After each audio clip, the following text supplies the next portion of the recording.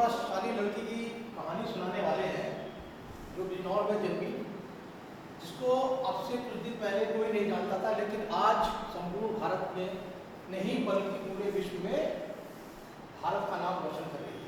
आइए कहानी की शुरुआत करते हैं। कुछ समय पहले की बात है, भारत पाकिस्तान का क्रिकेट मैच चल रहा था। सड़कों पर सन्नाटा था, सभी लोग अपनी टीवी स्क्रीन से चिपके हुए थे, यानी मैच देख रहे थे। भारत की ओर से अनिल कुंबले बॉलिंग कर रहे थे और एक के बाद एक धड़ाधड़ विकेट ले रहे थे। ये मंजर एक छोटी बच्ची भी वहां बैठकर देख रही थी।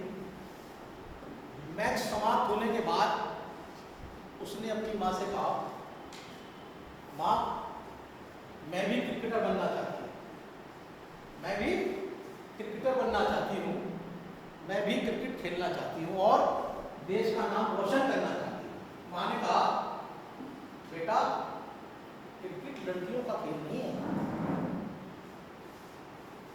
मगर बेटी, जिसका नाम मेघना था, वो इस पर भी नहीं मानी। उसने कहा, मां, मैं देश का नाम अवश्य रोशन करूंगी और मैं क्रिकेट खेल सकती हूँ। बहरहाल पास में बैठे हुए दादाजी ये बात सुन रहे थे, ये वार्तालाप सुन रहे थे, क्योंकि मेघना अपनी 4 बहनों में सबसे बड़ी थी और परिवार की लाडली भी थी। तो दादा ने अगले ही दिन क्रिकेट का सामान, एक बॉल, स्टंप्स और जो भी खेलने का सामान था वो मेघना को लाकर दिया। मेघना बहुत खुशी हुई। मेघना ने वो सामान लेकर मेघना अपने साथियों, अपनी सहेलियों के पास गई, परंतु खेलने के लिए कोई तैयार नहीं हुआ।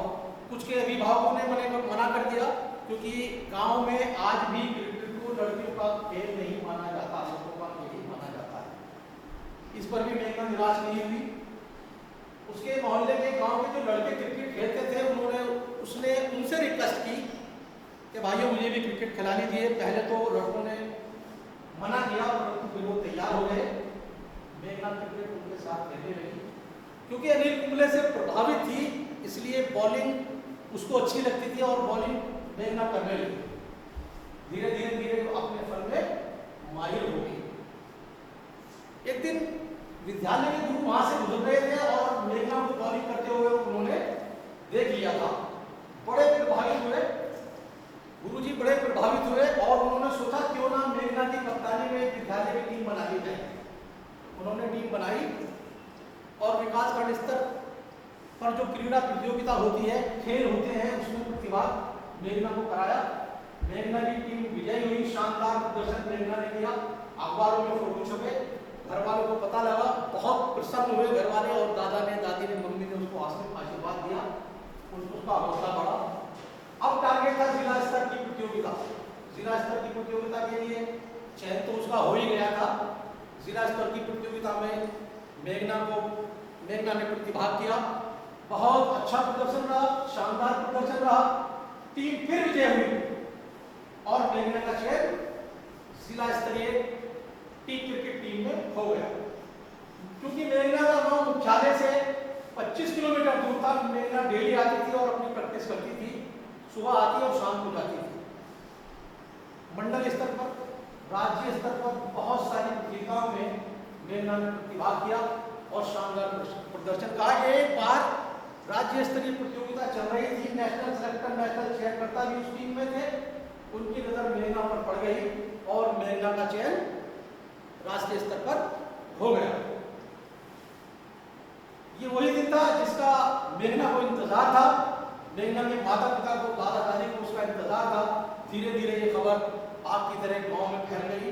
सारे मीडिया का जमवाड़ा वहां था और वो लोग जो मेघना के माता पिता को लड़कों के साथ खेलने का ताना दिया करते थे, सबसे पहले बधाई देने वही आए थे। मेघना के माता पिता की आंखों में खुशी के आंसू थे। आंसू धरती पर टप टप गिर रहे थे, मानो जैसे धरती को प्रणाम कर रहे हो। मेघना एक स्टार बन चुकी थी। दोस्तों, भाइयों, बच्चों, सॉरी, माफी चाहूंगा, मेहनत कभी जाया नहीं जाती। आप हिम्मत कीजिए, अगर आपके अंदर हौसला है, आपने दृढ़ संकल्प लिया है और उस पर एक लक्ष्य आपके सामने है, अगर उनको आप चलते हैं तो हमेशा कामयाब होंगे। इसलिए कहते हैं कि मेहनत का फल कभी जाया नहीं जाता। खुर्शीद हैदर ने कहा था कि गैर परों से उड़ सकते हो, हद से हद दीवारों पर, अंबर तक वही पहुंचेंगे जिनके अपने पर होंगे। आज मेघना अपने परों से उड़ रही है, स्टार बनकर अंबर पर चमक रही है और देश का नाम रोशन कर रही है। बहुत बहुत शुक्रिया, धन्यवाद।